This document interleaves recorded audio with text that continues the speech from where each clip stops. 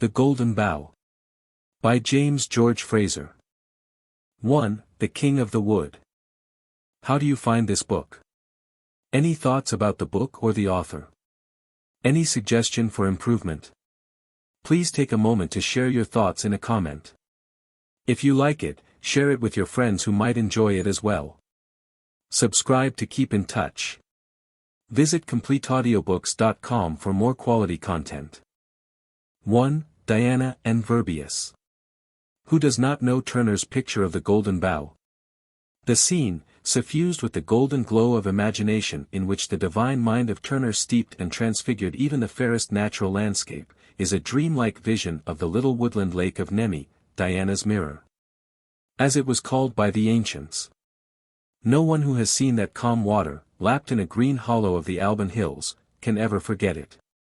The two characteristic Italian villages which slumber on its banks, and the equally Italian palace whose terraced gardens descend steeply to the lake, hardly break the stillness and even the solitariness of the scene. Diana herself might still linger by this lonely shore, still haunt these woodlands wild. In antiquity this sylvan landscape was the scene of a strange and recurring tragedy. On the northern shore of the lake, right under the precipitous cliffs on which the modern village of Nemi is perched, stood the sacred grove and sanctuary of Diana Nemorensis, or Diana of the Wood. The lake and the grove were sometimes known as the Lake and Grove of Aricia. But the town of Aricia, the modern Lauricia, was situated about 3 miles off, at the foot of the Alban Mount, and separated by a steep descent from the lake, which lies in a small crater-like hollow on the mountainside. In this sacred grove there grew a certain tree round which at any time of the day, and probably far into the night, a grim figure might be seen to prowl. In his hand he carried a drawn sword, and he kept peering warily about him as if at every instant he expected to be set upon by an enemy.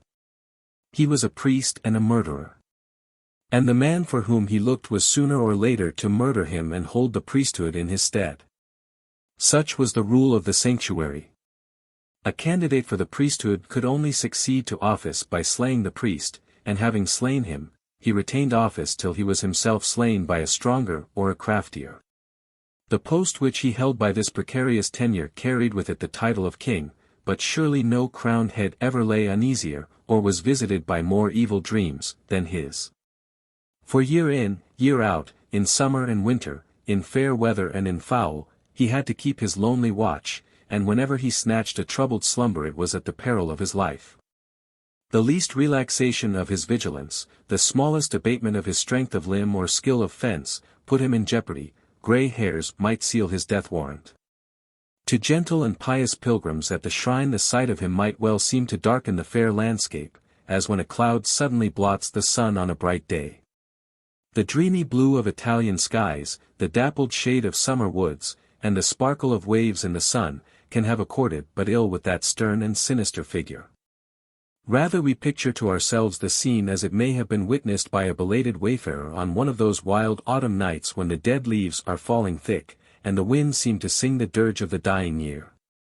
It is a somber picture, set to melancholy music, the background of forest showing black and jagged against a lowering and stormy sky, the sighing of the wind in the branches, the rustle of the withered leaves underfoot, the lapping of the cold water on the shore, and in the foreground, pacing to and fro, now in twilight and now in gloom, a dark figure with a glitter of steel at the shoulder whenever the pale moon, riding clear of the cloud-rack, peers down at him through the matted boughs.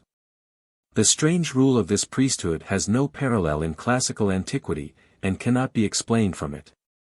To find an explanation we must go farther afield. No one will probably deny that such a custom savors of a barbarous age, and, surviving into imperial times, stands out in striking isolation from the polished Italian society of the day, like a primeval rock rising from a smooth-shaven lawn. It is the very rudeness and barbarity of the custom which allow us a hope of explaining it. For recent researches into the early history of man have revealed the essential similarity with which, under many superficial differences, the human mind has elaborated its first crude philosophy of life.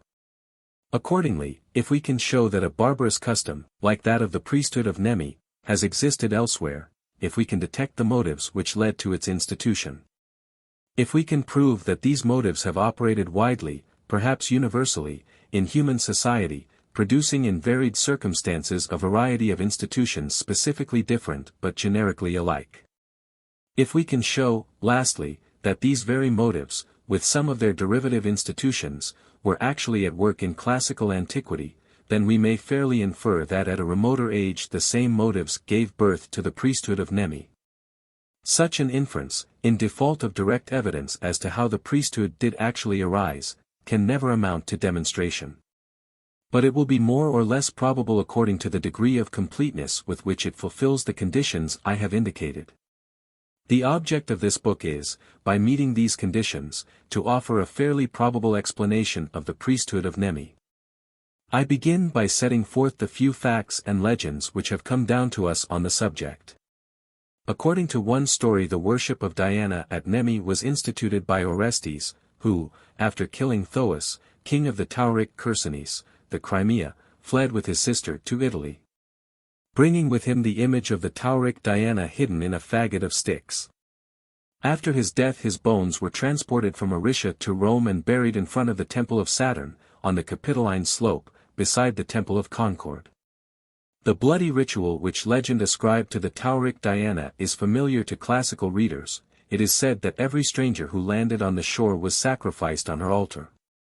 But transported to Italy, the rite assumed a milder form. Within the sanctuary at Nemi grew a certain tree of which no branch might be broken. Only a runaway slave was allowed to break off, if he could, one of its boughs. Success in the attempt entitled him to fight the priest in single combat, and if he slew him he reigned in his stead with the title of King of the Wood, Rex Nemorensis. According to the public opinion of the ancients, the fateful branch was that golden bough which, at the Sibyl's bidding, Aeneas plucked before he essayed the perilous journey to the world of the dead. The flight of the slave represented, it was said, the flight of Orestes. His combat with the priest was a reminiscence of the human sacrifices once offered to the Tauric Diana. This rule of succession by the sword was observed down to imperial times, for amongst his other freaks Caligula, thinking that the priest of Nemi had held office too long, hired a more stalwart ruffian to slay him. And a Greek traveler, who visited Italy in the age of the Antonines, remarks that down to his time the priesthood was still the prize of victory in a single combat. Of the worship of Diana at Nemi some leading features can still be made out. From the votive offerings which have been found on the site, it appears that she was conceived of especially as a huntress, and further as blessing men and women with offspring, and granting expectant mothers an easy delivery. Again, fire seems to have played a foremost part in her ritual. For during her annual festival, held on the 13th of August, at the hottest time of the year, her grove shone with a multitude of torches, whose ruddy glare was reflected by the lake. And throughout the length and breadth of Italy the day was kept with holy rites at every domestic hearth. Bronze statuettes found in her precinct represent the goddess herself holding a torch in her raised right hand. And women whose prayers had been heard by her came crowned with wreaths and bearing lighted torches to the sanctuary in fulfillment of their vows. Some one unknown dedicated a perpetually burning lamp in a little shrine at Nemi for the safety of the Emperor Claudius and his family. The terracotta lamps which have been discovered in the grove may perhaps have served a like purpose for humbler persons. If so, the analogy of the custom to the Catholic practice of dedicating holy candles in churches would be obvious. Further, the title of Vesta borne by Diana at Nemi points clearly to the maintenance of a perpetual holy fire in her sanctuary.